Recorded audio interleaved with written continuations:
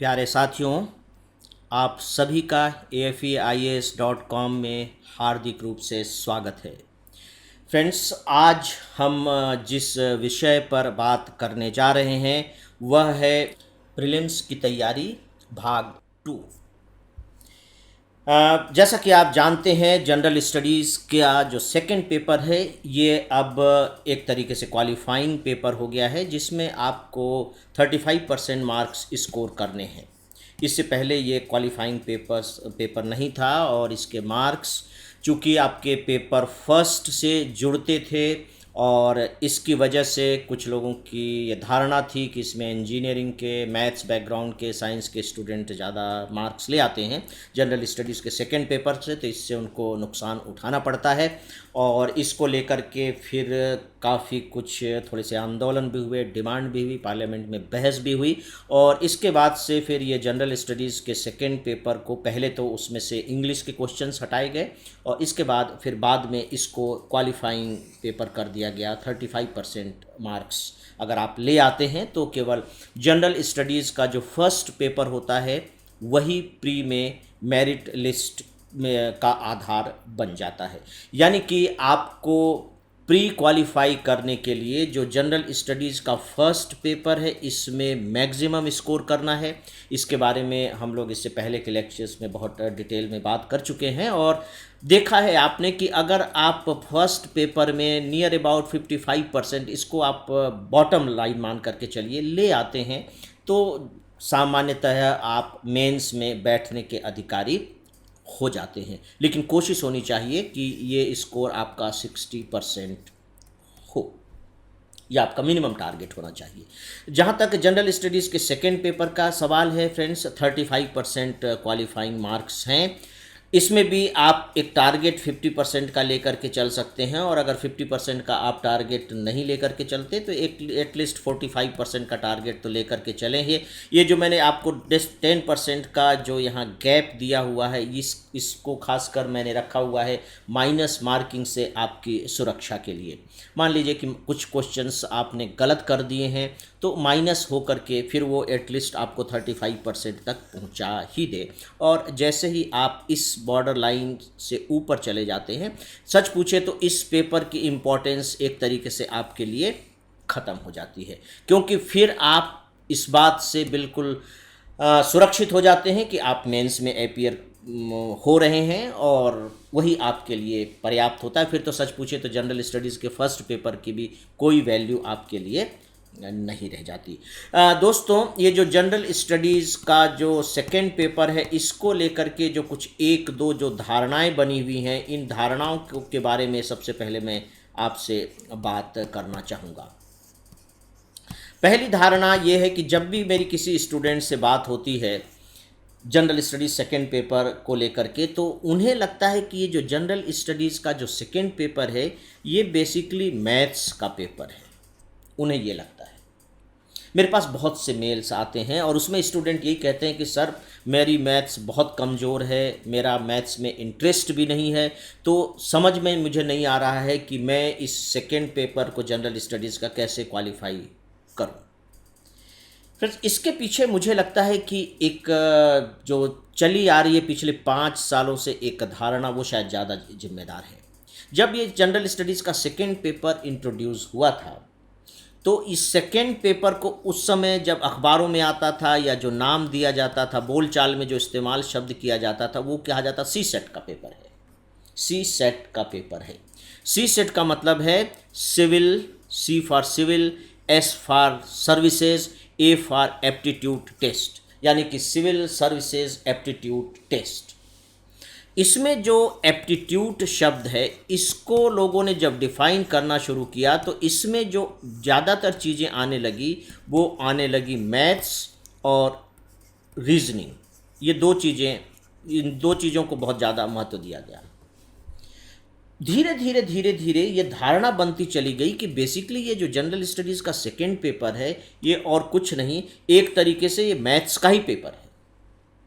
और फिर चूंकि ये मैथ्स का पेपर है तो मैथ्स में नो डाउट कि जो इंजीनियरिंग के स्टूडेंट होंगे वो ज़्यादा क्वालिफाई करेंगे, क्योंकि वो मैथ्स उनका शुरू से चलता आ रहा होता है, मैथ्स अच्छा भी होता है।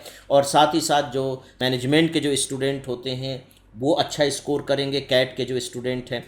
तो नतीजा ये निकला कि ये मान लिया गया कि ये मैथ्स का पेपर है और स्टूडेंट इसी को लेकर के एक प्रकार से बहुत ज़्यादा आतंकित होते हैं। तो मित्रों, पहले तो मैं ये क्लियर करूँगा अभी आपको एक चार्ट के जरिए कि ये वास्तव में मैथ्स का पेपर नहीं है। मित्रों, जो दूसरी जो धारणा है जो आपको इसको दूर करना है वो है स्कोर को लेकर। स्कोर को लेकर के इस मायने में कि नो डाउट कि आज भी ये पेपर जो इंजीनियरिंग के स्टूडेंट होंगे, जो कैट का जो एग्ज़ाम दे रहे हैं, उनके लिए स्कोरिंग है। पहले उनको इसमें बहुत माइलेज मिल जाता था, लेकिन अब कम से कम आप इस स्थिति में हैं कि ये जो स्कोर वाली बात है, इस स्कोर वाली बात को बिल्कुल भूल ही जाएं। इस स्कोर से आपका कोई लेना देना नहीं है। जो मैं आपको पहले बता चुका हूं कि अब तो ये मात्र क्वालिफाइंग है और 35% मार्क्स लाना आपके लिए सफिशिएंट होगा। इससे ज़्यादा अगर आप ले भी आते हैं तो उससे आपको कोई फ़ायदा नहीं मिलना है, लेकिन इसका मतलब ये नहीं कि आपको ज़्यादा लाने की कोशिश नहीं करनी चाहिए। एक ऑनेस्ट स्टूडेंट के रूप में, एक ऑनेस्ट कॉम्पिटिटर के रूप में आपकी दोनों कोशिश होनी चाहिए। पहली तो ये है कि आप इसकी तैयारी अच्छे से करेंगे, ठीक है। आप उतना जोर नहीं देंगे जितना कि आप जनरल स्टडीज़ के फर्स्ट पेपर को देंगे। आपकी जो स्ट्रेटजी बनेगी जो प्रिपरेशन की, उस स्ट्रेटजी में जनरल स्टडीज़ के फर्स्ट पेपर को आप मान लीजिए कि 75% समय देंगे, तो जनरल स्टडीज़ के सेकेंड पेपर को आप 25% दे देंगे। लेकिन वो 25% आप ऑनेस्टली देंगे और उसके सारे सेक्टर्स को देखेंगे। साथ ही जब आप एग्जामिनेशन हॉल में जाएंगे तो बट नेचुरल कि आपकी कोशिश होगी कि आप ज़्यादा से ज़्यादा सही सवाल हल करके आएँ, ताकि ये जो 35% तो आपका इंश्योर हो ही जाए। अगर एक स्टेज पर जाकर के आपको लगता है कि आप 50% तो बड़े आराम से स्कोर कर चुके हैं, तो अब आगे आपको लिखने की क्या ज़रूरत है, सॉल्व करने की क्या ज़रूरत है, रिलैक्स कीजिए। लेकिन मैं समझता हूं दोस्तों, अभी मैंने जो एक शब्द का इस्तेमाल किया, ऑनेस्ट कॉम्पिटिटर, आपको वहाँ भी ऑनेस्टी दिखानी चाहिए। जितना अधिक से अधिक आप स्कोर कर सकें, उतना अधिक से अधिक स्कोर करना ही आप समझ लीजिए कि ऑनेस्टी होती है। क्योंकि जो एक आपके कॉन्शियस में जो एक कॉम्पिटिटिव जो एटीट्यूड जो इस्टेब्लिश हो गया है, उसका आपको हर जगह भरपूर इस्तेमाल करना चाहिए जहाँ भी आपको उसका मौका मिलता है। राइट फ्रेंड्स, अब इसके बारे में एक जो तीसरी धारणा है, इसके बारे में भी मैं आपको बताना चाहूँगा दोस्तों। वो धारणा है थ्योरी ऑफ प्रोबेबिलिटी को लेकर के। इसको आप कह लीजिए संभावनाओं को लेकर के। एक सिद्धांत है संभावना का सिद्धांत। संभावना का सिद्धांत क्या है? संभावना का सिद्धांत है, जैसे मान लीजिए कि एक कॉइन है, उसमें चित भी होता है और पट भी होता है। तो संभावना का सिद्धांत ये कहता है कि अगर उसमें चित और पट को निकाला जाए तो 50% संभावना है चित्त की और 50% संभावना है पट की। यानी कि उसके दो हिस्से हैं तो 50-50% संभावना है। थ्योरी ऑफ प्रोबेबिलिटी को, इसको आप समझ लीजिए। कुछ स्टूडेंट्स मुझे इसमें भटकते हुए दिखे हैं, इसलिए मैं यहाँ इसकी चर्चा स्पेशली आपसे करने जा रहा हूँ। फ्रेंड्स, आपको 4 ऑप्शन दिए जाते हैं, है ना। एक क्वेश्चन है और एक क्वेश्चन के 4 ऑप्शंस हैं। 4 ऑप्शंस हैं, इसका मतलब ये हुआ कि थ्योरी ऑफ प्रोबेबिलिटी के एक क्वेश्चन 25% को कवर करता है। आप 100 को 4 से डिवाइड कर दीजिए तो 25%। यानी कि हम इसको बड़े और ले मैन की लैंग्वेज में बात करें तो हम कह सकते हैं कि आपको एक क्वेश्चन दिया गया है, उसके 4 ऑप्शन दिए गए हैं और उस क्वेश्चन के बारे में, उसके ऑप्शन के बारे में आपको कुछ भी नहीं मालूम। मान लीजिए कि वो चाइनीज़ लैंग्वेज में है, आपको कुछ भी नहीं मालूम। बस ये बताया गया कि ये ABCD 4 ऑप्शन है, इसमें आप सही ऑप्शन बताइए। ना तो आपको स्टेटमेंट समझ में आ रहा है, ना आपको ऑप्शन समझ में आ रहे हैं। इसके बावजूद यदि आप किसी में भी निशान लगा देंगे, आंख बंद करके आप निशान लगा देंगे, तो उसके सही होने की संभावना 25% होगी। 25% होगी, 75% गलत होने की संभावना रहेगी। ठीक, तो अगर आप 4 क्वेश्चन इसी तरह से हल करेंगे मान लीजिए, तो इसका मतलब हुआ कि एक क्वेश्चन तो उसमें सही हो ही जाएगा, जिसको हम बोलचाल की भाषा में कहते हैं धुप्पड़ में ही सही, लेकिन एक हल हो जाएगा, राइट। तो अगर हम इसको अप्लाई करते हैं फ्रेंड्स, ये जीएस सेकेंड पेपर पर मान लीजिए, तो जीएस सेकेंड पेपर में आपको 80 क्वेश्चन सॉल्व करने हैं, राइट। आप इसकी बिल्कुल प्रिपरेशन नहीं कर रहे हैं, कुछ नहीं, आपने ऐसे ही छोड़ दिया है। तो थ्योरी ऑफ प्रोबेबिलिटी के आधार पर 80 को आप 4 से डिवाइड कर दीजिए, क्योंकि 4 ऑप्शन हैं, क्योंकि 4 ऑप्शन है तो 4 से डिवाइड करेंगे आप। तो इसका मतलब हुआ कि इसमें से आउट ऑफ 80 20 क्वेश्चंस के सही हो जाने की पॉसिबिलिटी है। 20 क्वेश्चंस आपके सही हो जाएंगे, राइट। अगर 20 क्वेश्चन सही हो गए तो एक क्वेश्चन 2.5 नंबर का होता है, तो इसको आप मल्टीप्लाई बाई 2.5 कर दीजिए, तो इसका मतलब है कि आपको 50 मार्क्स मिल गए। और आपको लाने हैं टोटल 70 मार्क्स, 35%, 200 में 70 मार्क्स। तो आप कह सकते हैं कि यार बिना तैयारी के ही 50 नंबर मिल जाएंगे और किसी को भी मिल जाएंगे, राइट। लेकिन यहाँ इसको थोड़ा सा समझिए, क्योंकि कुछ स्टूडेंट्स ने मुझसे इसे डिस्कस किया, तो फिर मैंने उनको समझाने की कोशिश की कि मित्रों, यहाँ जो एक बहुत इम्पॉर्टेंट बात जो आप मिस कर रहे हैं वो है निगेटिव मार्किंग की। इसमें निगेटिव मार्किंग भी है, ये बहुत इम्पॉर्टेंट है फ्रेंड्स, इसे आपको समझना होगा। ये निगेटिव मार्किंग है। आपने 20 सही किए, लेकिन 20 सही कब हुए? जब आपने 80 सॉल्व किए, पूरे सॉल्व किए, तभी तो 20 आपके सही हुए। अगर आप 60 सॉल्व करते तो उसको फिर 4 से डिवाइड कर दीजिए, तो यहाँ आपके 15 सही होते, है ना। तो इसका मतलब है, मान करके चल रहे हैं कि आपने 80 क्वेश्चन सॉल्व किए, तब आपके 20 सही हुए। और अगर 20 सही हुए, इसका मतलब हुआ कि 60 गलत हुए, राइट।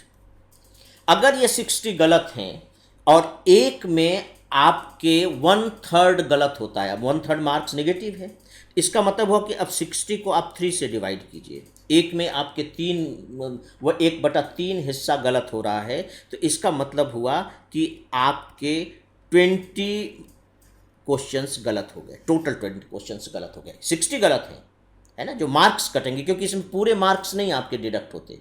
एक गलत हो गया तो ये नहीं कि चूंकि एक सही होने पर आपको 2.5 मार्क्स मिल रहे हैं, तो ऐसा नहीं होगा कि एक के गलत होने पर आपके 2.5 मार्क्स कट जाएंगे, उसका 1/3 कटेगा। तो 60, तो टोटल क्वेश्चन आपके 60 गलत हुए, लेकिन चूंकि 1/3 मार्क्स कटते हैं निगेटिव में, 100% मार्क्स नहीं कटते, तो आपके 20 क्वेश्चंस टोटल गलत हो गए। और मज़ेदार बात यह है कि थ्योरी ऑफ प्रोबेबिलिटी के हिसाब से आपके 20 क्वेश्चंस ही सही हुए थे। इसका मतलब हुआ कि आपका जो स्कोर हो गया वो 0 स्कोर हो गया, कुछ नहीं। दोस्तों, इसे समझ लीजिए, यानी कि थ्योरी ऑफ प्रोबेबिलिटी बिल्कुल काम करती यदि निगेटिव मार्किंग नहीं होता तो। लेकिन चूंकि चाहे वो जनरल स्टडीज़ का फर्स्ट पेपर हो या जनरल स्टडीज़ का सेकेंड पेपर हो, उसमें निगेटिव मार्किंग है, इसलिए अगर आप सारे क्वेश्चन सॉल्व करेंगे तो पता लगेगा कि बिल्कुल आप फिर से 0 पर पहुंच गए हैं, है ना। 4 में से 1/3 इसीलिए किया है, पॉसिबिलिटी 25% सही होने की है, और जो गलती होगी वो 75% क्वेश्चंस आपके गलत हैं, और 75% का जब आप 1/3 निकालेंगे तो 25%, तो 25% पॉसिबिलिटी सही होने की थी, मार्क्स के हिसाब से मैं बात कर रहा हूँ, और 25% मार्क्स ही गलत होने को हो गए हैं। तो 25% आपने स्कोर किया, 25% आपने खो दिया, इसका हुआ उत्तर 0। तो मित्रों, इस बात को समझिए कि जो जनरल स्टडीज का सेकेंड पेपर है उसे आप थ्योरी ऑफ प्रोबेबिलिटी पर लेकर न चलें। Theory of probability doesn't work here, वो यहाँ काम नहीं करती है, राइट फ्रेंड्स। अब मैं आता हूँ इस बात पर जो हमारा मेन कंसर्न है कि जनरल स्टडीज सेकेंड पेपर की तैयारी आप कैसे करेंगे, कैसे आपको करना चाहिए। क्योंकि मैंने ये देखा है कि जनरल स्टडीज़ के सेकेंड पेपर को लेकर के भी स्टूडेंट्स के दिमाग में बहुत ज़्यादा तनाव होता है, और ख़ासकर ह्यूमैनिटी के स्टूडेंट्स के दिमाग में तो बहुत ही ज़्यादा होता है, और उनके दिमाग में तो और भी ज़्यादा होता है, जो मैथ्स को एक तरीके से हौवा समझते हैं। और मैंने अभी शुरू में आपको बताया कि उनके दिमाग में ये धारणा बनी हुई है कि जो जनरल स्टडीज़ का सेकेंड पेपर है वह बेसिकली मैथ्स का पेपर है, और मैथ्स उन्हें आती नहीं। अब वो क्या करें, उन्हें लगता है कि वो जनरल स्टडीज़ के सेकेंड पेपर को क्वालिफाई नहीं कर पाएंगे। ठीक उसी तरह से जैसे कि बहुत से स्टूडेंट को लगता है कि वो इंग्लिश के जो लैंग्वेज का पेपर होता है, इंग्लिश में जो कंपलसरी होता है, वो उसे क्वालिफाई नहीं कर पाएंगे। नो डाउट मित्रों कि अगर हम उस पेपर की बहुत अच्छी तैयारी करते हैं, बहुत अच्छे तरीके से समझते हैं, तो क्वालिफाई करना हमारे लिए बाएं हाथ का खेल हो जाता है। लेकिन मैं आपको इंश्योर करना चाहूँगा, मैं अभी आपको एक स्ट्रेटजी बताने जा रहा हूँ, और ये जो मैथ्स का जो मिथ आपके दिमाग में बैठा हुआ है, इसकी भी रियलिटी को बताने जा रहा हूँ। तो फिर आप देखेंगे कि ऐसा कुछ नहीं है कि आपके लिए इस पेपर को क्वालिफाई करना कोई बहुत मुश्किल हो, ऐसा बिल्कुल भी नहीं। नो डाउट कि आप मैथ्स को नहीं कर पाएंगे, लेकिन हम देखते हैं कि जो जनरल स्टडीज़ का जो सेकेंड पेपर है, क्या वो मैथ्स पर ही आधारित पेपर है? क्या सब कुछ उसमें रीजनिंग ही है, लॉजिकल के आधार पर ही चीज़ें दे सकते हैं, या कि और भी कुछ है?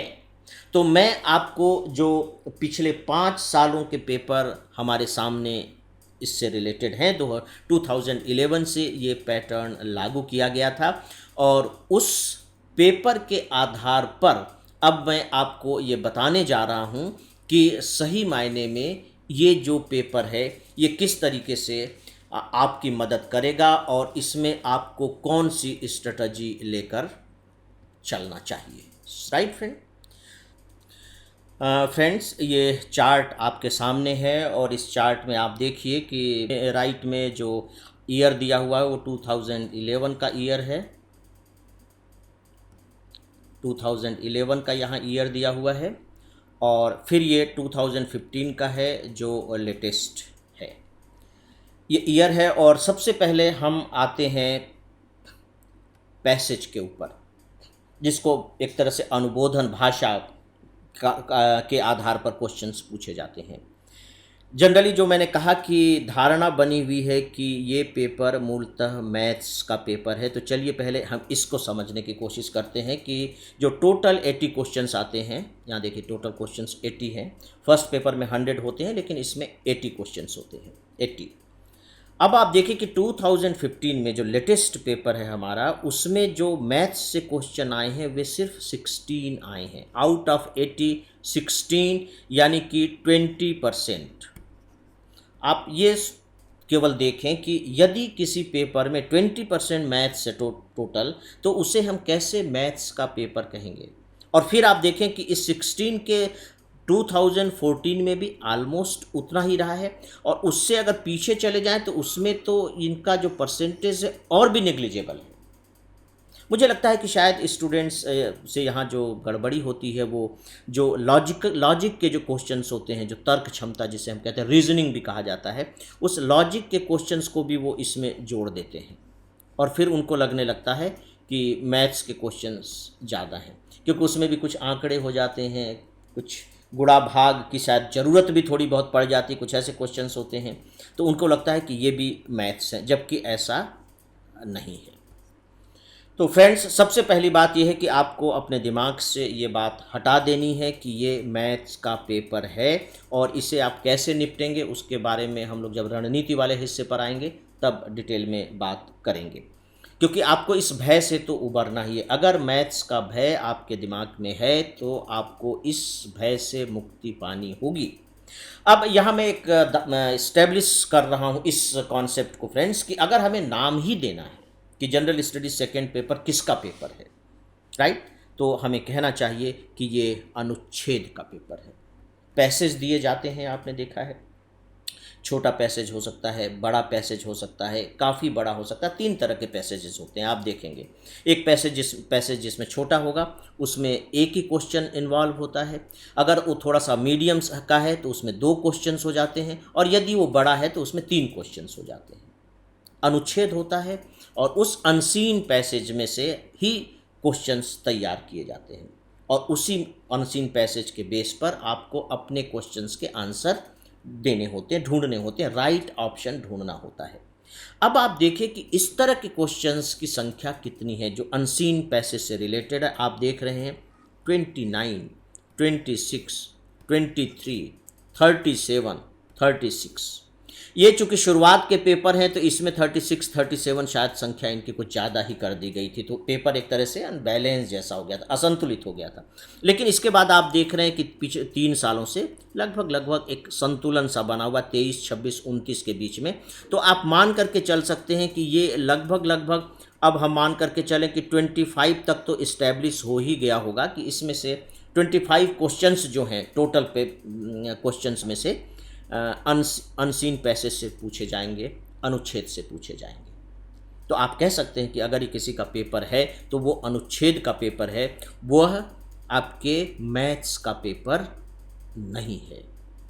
राइट फ्रेंड्स, अभी आपको केवल ये चार्ट देखना है, और चार्ट के बाद फिर मैं आपको इसकी स्ट्रेटजी बताऊंगा कि आपको अपनी तैयारी कैसे करनी चाहिए। अगर आपको तैयारी करने की ज़रूरत पड़ रही है तो, अदरवाइज़ मैं समझता हूँ कि बहुत से स्टूडेंट होंगे जो इसकी तैयारी को लेकर के बहुत ज़्यादा चिंतित भी नहीं होंगे, बहुत ज़्यादा सिंसियर भी नहीं होंगे, क्योंकि उनको लगता है कि वो दूसरे हिस्से में, ये खासकर जो है इसमें वो बड़े आराम से कर लेंगे।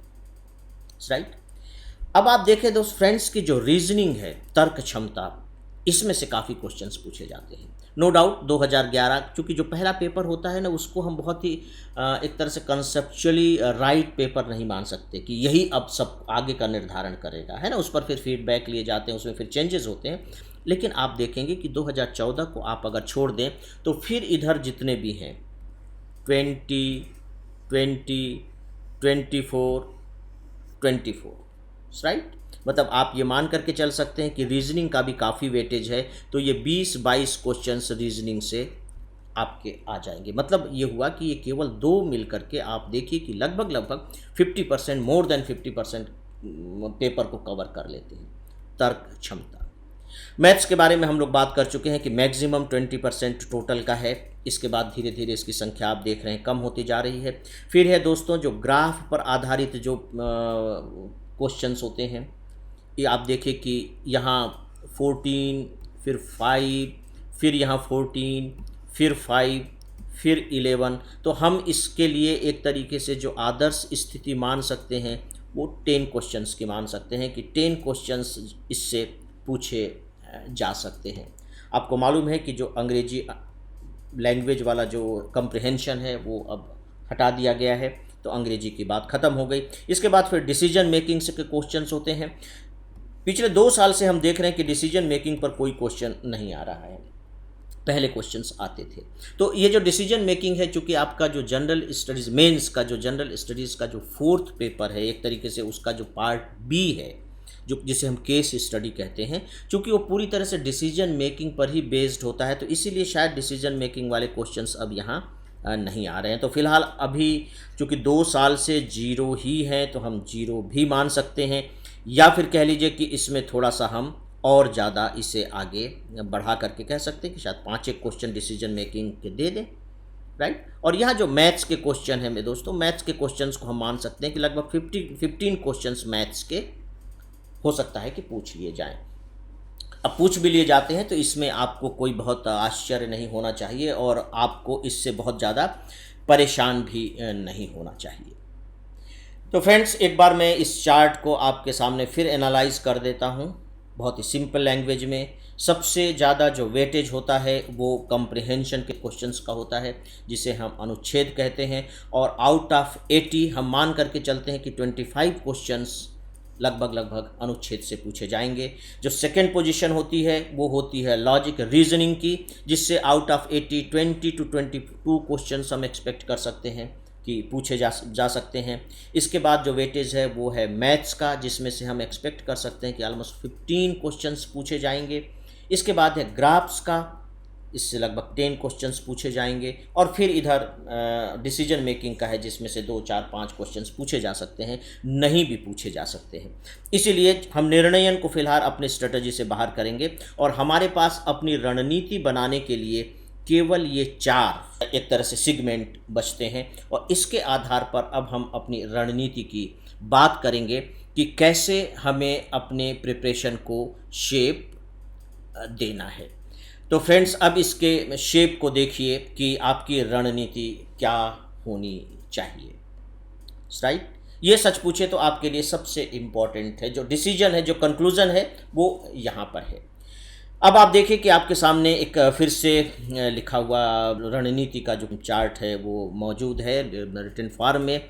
नो डाउट आपको ये बात कभी भी नहीं भूलनी है कि ये पेपर केवल क्वालिफाइंग पेपर है, यानी कि आपको इस पेपर में टोटल 70 नंबर स्कोर करने हैं। 70 नंबर स्कोर करने का मतलब हुआ फ्रेंड्स 35%, क्योंकि 200 नंबर का क्वेश्चन पेपर है। और अगर आपको 70 मार्क्स स्कोर करने हैं, इसका मतलब होगा कि आपको टोटल 28 क्वेश्चंस सही हल करने पड़ेंगे। एक क्वेश्चन 2.5 नंबर का होता है, तो 28 को आप 2.5 से मल्टीप्लाई कर दें तो ये 70 आ जाएगा। यानी कि अब हमारे सामने जो चैलेंज है, अगर आप इसको चैलेंज मानते हैं तो फ्रेंड्स वो चैलेंज है 70 मार्क्स स्कोर करने का, यानी कि 28 क्वेश्चंस सॉल्व करने के। अब आप देखिए कि अब हम इस 28 क्वेश्चंस की स्ट्रेटजी तैयार करते हैं कि कैसे हम सॉल्व करें। फ्रेंड्स, मैंने आपको बताया है कि जो कंप्रिहेंशन है, जिसको अनुच्छेद यहाँ कहा गया है, पैसेज कहा गया है, इससे सबसे ज़्यादा क्वेश्चंस पूछे जाते हैं।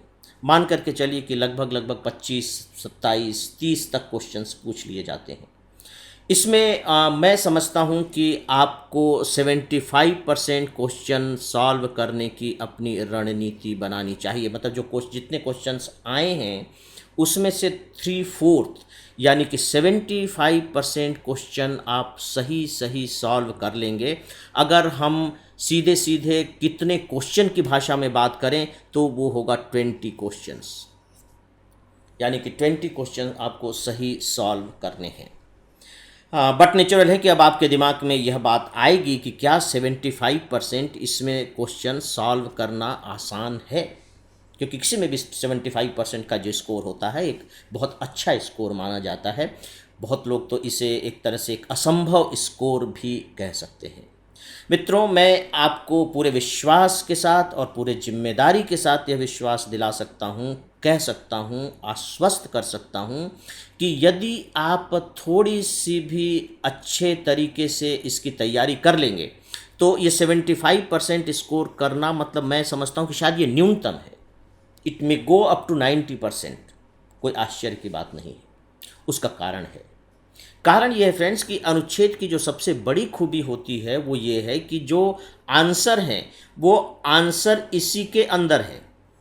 जो इसका आंसर है वो इसी के अंदर है। आपको कहीं आंसर अलग से क्रिएट करना नहीं है, कहीं से सोचना नहीं है। अब आपको ज़रूरत बस केवल इस बात की है कि इसको सॉल्व करने का जो एक फार्मूला होता है, कह लीजिए कि जो एक तरीका होता है, वो तरीका मालूम होना चाहिए। बट नेचुरली कि फिर आप कहेंगे कि सर इसका तरीका क्या हो सकता है।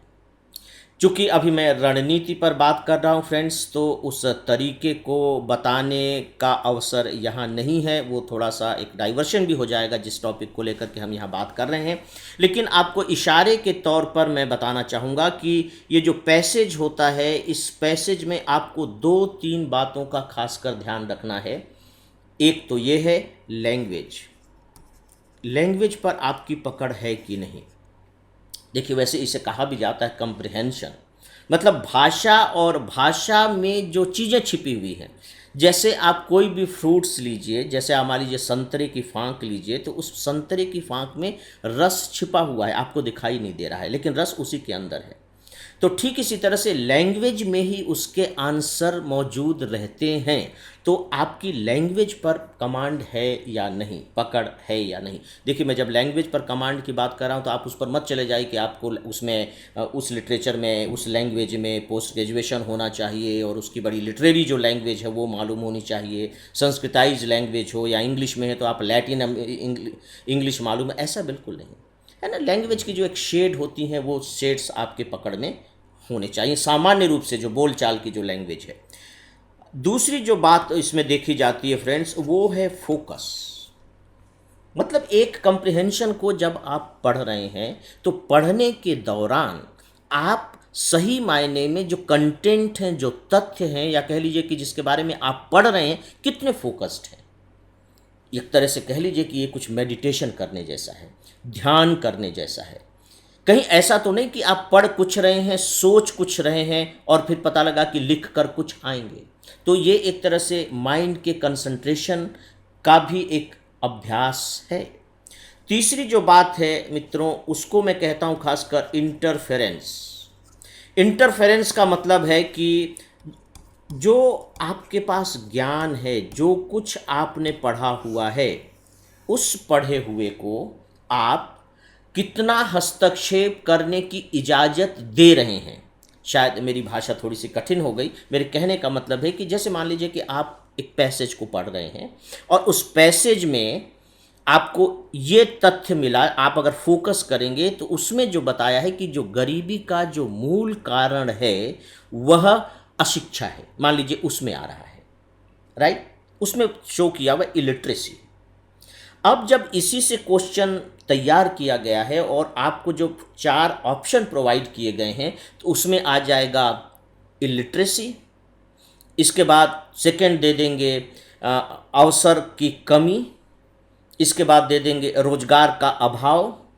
इसके बाद दे देंगे स्किल न होना, कुशल या दक्ष न होना। अब आप देखेंगे कि जो आपका नॉलेज है, अगर आपने इकोनॉमिक्स की किताब में ये सब चीज़ें पढ़ी हैं, आपने आर्टिकल्स भी ये चीज पढ़ा है बेरोजगारी और गरीबी के ऊपर, तो वो चारों कारण हैं गरीबी के। तो ये चारों कारण सही हैं, आपके नॉलेज के हिसाब से ये बिल्कुल सही है। लेकिन मुश्किल ये है कि उस पैसेज में क्या दिया गया है। उस पैसेज में तो इलिटरेसी दिया गया है, अशिक्षा दिया गया है। तो अब आप देख रहे हैं कि आपका ये जो नॉलेज है, ये नॉलेज इस फोकस में इंटरफेयर कर रहा है, हस्तक्षेप कर रहा है। तो यहाँ आपके पास चुनौती ये होती है कि आप अपने माइंड में दूसरों के हस्तक्षेप को कैसे रोकते हैं। आपने क्या मतलब क्या दीवारें खड़ी कर रखी हैं, जैसे कि किले की दीवार होती हैं कि कोई अंदर न आ सके। यानी कि वो जो पर्टिकुलर टाइम है 1 मिनट 2 मिनट का, उस 1-2 मिनट में आपने जो कुछ भी पढ़ा है उसके चारों तरफ आप कह लीजिए कि किलेबंदी कर दीजिए, कि ताकि बाहर की कोई नॉलेज, कोई हवा, कोई रोशनी की किरण उसके अंदर न पहुंच सके। और पूरे फोकस्ड तरीके से, एकदम फोकस्ड तरीके से केंद्रित होकर के आप केवल उसी पैसेज के आधार पर अपने उत्तर की तलाश कर रहे हैं। और फिर नो डाउट फ्रेंड्स, जो चौथा होता है वो स्पीड तो होता ही है। स्पीड, आपकी स्पीड कितनी है, क्योंकि ये सब कुछ आपको तेज़ी से करना है। अदरवाइज अगर आपको टाइम अधिक दे दिया जाए तो अनुच्छेद तो ऐसे होते हैं जिसमें से हर कोई 100% स्कोर कर सकता है, लेकिन आपको स्पीड के साथ भी तालमेल बैठाना पड़ता है। तो फ्रेंड्स, ये 4 चीज़ें होती हैं और मुझे लगता है कि जो इन 4 चीज़ों पर अभ्यास कर लेता है उसके लिए अनुच्छेद में 91 के 100% मार्क्स वो स्कोर कर सकता है। अदरवाइज बहुत ही एक कंजर्वेटिव व्यू अगर मैं लूँ तो 75% मैं मान करके चलता हूँ कि स्टूडेंट के लिए स्कोर करना मुश्किल नहीं है, थोड़ा सा अभ्यास करने लगिए। इसलिए मैंने यहाँ बात कही है कि आपके 20 क्वेश्चंस सॉल्व हो जाएंगे। आप बिल्कुल ऐसा न समझें कि मैं यहाँ आपको किसी तरह से बरगला रहा हूँ, भ्रमित कर रहा हूँ। नॉट एट ऑल, मैं पूरी जिम्मेदारी के साथ अपनी यह बात आपके सामने रख रहा हूँ। तो फ्रेंड्स, जब आप 20 क्वेश्चन सॉल्व कर लेते हैं तो बट नेचुरल है कि अब आपको क्वालिफाई करने के लिए सिर्फ 8 क्वेश्चंस और सॉल्व करने हैं। 28 में से 20 आपने सॉल्व कर लिए हैं। अब आप देखिए कि आप ये 8 क्वेश्चंस कहाँ से लाएंगे। यहाँ भी मैं जो आप लेकर के चल रहा हूँ, बहुत ही प्रैग्मेटिक व्यू लेकर के चल रहा हूँ। मैं बहुत ही व्यावहारिक नज़रिया आपके सामने पेश कर रहा हूँ। फ्रेंड्स, जो लॉजिक वाले क्वेश्चंस होते हैं, आपने देखा है कि लॉजिक वाले क्वेश्चंस की संख्या भी काफ़ी होती है। हम मान करके चल रहे हैं कि लॉजिक से भी जो क्वेश्चंस होते हैं 20 से 25 के रेंज में पूछे जाते हैं, जो हम कल 22 मान करके चलते हैं, कम नहीं होते। मैं आपसे एक रिक्वेस्ट करना चाहूँगा। रिक्वेस्ट ये है कि मान लीजिए आपने 20 क्वेश्चंस पढ़े, है ना। उस 20 क्वेश्चंस में नो डाउट कि 8-10 क्वेश्चंस बड़े जटिल होंगे, बड़े कॉम्प्लिकेटेड होंगे, उलझाव वाले होंगे। तो वो 8-10 क्वेश्चंस को ही आप पूरे के पूरे 20 क्वेश्चन पर अप्लाई मत कर दीजिए। आप अपने दिमाग में ये धारणा मत बना लीजिए कि जो लॉजिक के क्वेश्चंस होते हैं वो बहुत कठिन होते हैं, सारे क्वेश्चंस इसी तरह के जटिल होते हैं। मित्रों, मैं दावे के साथ कह सकता हूँ कि अगर 20 क्वेश्चन चलिए हम मान लेते हैं कि लॉजिक से पूछे जाएंगे, तो आप देखेंगे कि उन 20 क्वेश्चंस में 5 से 6 क्वेश्चन तो ऐसे होंगे ही जो बहुत सरल होंगे, बहुत सरल होंगे। अब देखिए, फिर से मैं वही बात कहना चाहूँगा कि चूंकि ये समय नहीं है कि मैं आपको इनके कुछ फार्मूला बता सकूं, अदरवाइज इसके भी बड़े फार्मूले होते हैं। अगर कोई जा रहा है ए पॉइंट से चल करके फिर बाएं ओर मुड़ा और 3 किलोमीटर आगे चल करके फिर राइट मुड़ा और फिर ये करके, तो फिर अब वो कहाँ होगा, इन सबको आप डायग्राम के जरिए बड़े आराम से पकड़ सकते हैं। कौन बड़ा है, कौन छोटा है, तो ये उसके बगल में खड़ा, ये सारे क्वेश्चन बहुत आसान होते हैं। बस थोड़ा सा आपको रफ वर्क करना पड़ता है। और मैं आपको बताऊं, अभी लास्ट में चल करके बताऊंगा कि यदि आपको रफ वर्क की ज़रूरत पड़ रही है तो उसके लिए यहाँ पर्याप्त समय है। समय का ज़्यादा दबाव आपके पास नहीं है, क्योंकि यहाँ मैं ये नीति लेकर के चलूँगा कि आप कुछ क्वेश्चंस बिल्कुल छोड़ ही दीजिए। आप मत सोचिए कि आपको सारे क्वेश्चन सॉल्व करने हैं। जनरल स्टडीज़ के फर्स्ट पेपर में तो हम ये साहस नहीं कर सकते, दुस्साहस नहीं कर सकते। वहाँ तो हमें आखिरी तक सारे क्वेश्चन सॉल्व करने हैं। लेकिन यहाँ हम बिल्कुल कुछ क्वेश्चंस को एकदम छोड़ सकते हैं। और चलिए मैं चलते चलते ये कह ही दूं कि जो आपको ज़रा से भी टफ लग रहे हैं, लग रहा है कि नहीं ये समझ में नहीं आ रहा, ये हमारे बियॉन्ड माई कमांड है, ये मेरी पकड़ से बिल्कुल बाहर की चीज़ है, उसको आप बिल्कुल बड़े शान के साथ, पूरे आत्मविश्वास के साथ उसकी अनदेखी कीजिए, इग्नोर कीजिए और आगे बढ़ जाइए, छोड़ दीजिए उसे। कोई चिंता की बात नहीं है। जिनसे थोड़ी सी दोस्ती निभने की संभावना दिख रही है कि नहीं यार, इससे तो दोस्ती निभाई जा सकती है, इसको तो सॉल्व किया जा सकता है, फिर उस बचे हुए समय को यहाँ लगाइए। ये रिजल्ट ओरिएंटेड होगा, अदरवाइज वो बेकार जाएगा। और अगर सॉल्व करते करते गलत सॉल्व हो गया तो पता लगा 1/3 मार्क्स जो पहले हमारे पास ऑलरेडी थे उसमें से भी वो घट गए। इसलिए समय को इसमें बहुत ज़्यादा आप उसके नियंत्रण में मत रहिए, है ना, उसका प्रेशर में मत चलिए। आप देखिए कि मुझे तो इतने क्वेश्चन सॉल्व करने हैं, मैं अच्छे से उनको सॉल्व करूं और उनमें आप अपना समय इन्वेस्ट कीजिए। तो मुझे लगता है मित्रों कि अगर बहुत सही सरल ही तर्क क्षमता वाले को ले लें तो 5-6 क्वेश्चन यहाँ बहुत आराम से सॉल्व कर सकते हैं। यहाँ तक मैं तो ये भी मान करके चलता हूँ कि हो सकता है कि आप 8 प्रश्न इसी से ही सॉल्व कर लें, जरा भी मुश्किल काम नहीं है, बात खत्म हो गई। लेकिन चलिए हम मान करके चलते हैं कि हम अभी यहाँ ही अपने पूरे नहीं कर पाए हैं। अब हम देखते हैं कि हमारे पास आगे क्या उपाय है। फ्रेंड्स, आप, मुझे नहीं मालूम कि जो फिगर और जो ग्राफ्स होते हैं उनके बारे में आपकी धारणा क्या है, मुझे नहीं मालूम, लेकिन मेरी धारणा बहुत अच्छी है। खासकर हम लोगों के समय में, मैं 82 के आसपास की बात बता रहा हूँ, उस समय जो हमारे जनरल स्टडीज़ के केवल 2 पेपर होते थे, जनरल स्टडीज़ फर्स्ट और जनरल स्टडीज़ सेकेंड। तो जनरल स्टडीज़ के सेकेंड पेपर में हम लोग को उस समय 300 नंबर का एक पेपर होता था। तो सेकेंड पेपर में 60 मार्क्स के केवल ये ग्राफ्स और ये आरेख ही आते थे। मेंस की बात मैं कर रहा हूँ, 60 मार्क्स के। और मेरी खुशकिस्मती ये थी कि इसमें मुझे लगता है कि मैं 100 में 100% स्कोर करता हूँगा। 60 नंबर में मेरे 60 नंबर आ जाते होंगे, क्योंकि ये मुझे बहुत प्यारा लगता था। और उसका कारण भी ये रहा कि मैं जब ग्रेजुएशन में था, जब इकोनॉमिक्स में ग्रेजुएशन कर रहा था, तो स्टैटिस्टिक्स मेरा एक पेपर रहा है, तो उससे मुझे इसमें मदद मिल गई। लेकिन मैं आप सब के लिए भी ये कहना चाहूँगा कि ये बहुत सरल होता है। ग्राफ दिए हुए हैं, टेबल्स दिए हुए हैं, उनके आधार पर निष्कर्ष ही तो निकालने होते हैं। थोड़ा सा तो आप मेहनत करके देखिए, हड़बड़ाइए मत, घबराइए भी मत, और रुचि भी मत शो कीजिए। देखिए ये सब चीज़ें आगे चल करके आपको जब सिविल सर्वेंट बन जाएंगे तो आपको ये चीज़ें करनी पड़ेंगी। जब आपको डिसीजन लेना होगा, मान लीजिए कि क्या पॉलिसी बनानी है, क्या प्लान, किस तरह से प्लान करना है, तो आपके पास ये चीज़ें आएंगी। कभी चार्ट के फॉर्म में आएगा, कभी ग्राफ के फॉर्म में आएगा, कभी इस अनुच्छेद के फॉर्म में आएगा। इसीलिए तो यहाँ वो इस पेपर को रखा भी गया है कि कम से कम कुछ तो आपको बेसिक्स इनके मालूम हो, और इनका कर भी सकते हैं आप। इन पर बाकायदे किताबें मिलती हैं, उनमें चीज़ों के बारे में एनालिसिस मिलती है, तरीके बताए जाते हैं, और फिर प्रैक्टिस के क्वेश्चंस भी होते हैं, उनकी आप प्रैक्टिस कीजिए। तो आप देखेंगे कि आकृति एवं ग्राफ से 3-4 क्वेश्चंस आप बड़े आराम से सॉल्व कर लेंगे, क्योंकि आकृति और ग्राफ का भी हमने देखा है कि लगभग 8-10 क्वेश्चंस इससे भी आ जाते हैं, राइट। अब मैं आता हूँ फ्रेंड्स मैथ्स के ऊपर, जो सेकंड नंबर पर पूछे जाने मतलब थर्ड नंबर पर पूछे जाने वाली संख्या है, और इसको हम मान करके चल रहे हैं कि गणित से चलिए हम मानते हैं कि 10, 12, 15 क्वेश्चंस आएंगे, हम प्रेडिक्ट कर लेते हैं। तो आपको मैं ये विश्वास दिलाना चाहूँगा, देखिए मेरे बातों पर मत विश्वास कीजिए, मेरी बातों पर विश्वास करने से पहले बेहतर होगा कि आप अनसॉल्व्ड पेपर उलट लीजिए। आप एक जगह गणित के सारे क्वेश्चंस को इकट्ठा कीजिए, और फिर देखिए कि मान लीजिए कि गणित से 10 क्वेश्चंस पूछे गए हैं, तो इन 10 क्वेश्चंस में आप देखेंगे कि 2 या 3 क्वेश्चंस तो बहुत सरल क्वेश्चन होंगे ही। सरल क्वेश्चन का मतलब है, कहने का मतलब, मेरा मतलब है जैसे एवरेज, औसत, मान लीजिए औसत पर जो प्रश्न पूछे जाते हैं वो बहुत सरल होते हैं। और आप क्वेश्चन पेपर उठा करके देख लीजिए, 2 क्वेश्चंस तो एवरेज पर होते ही होते हैं।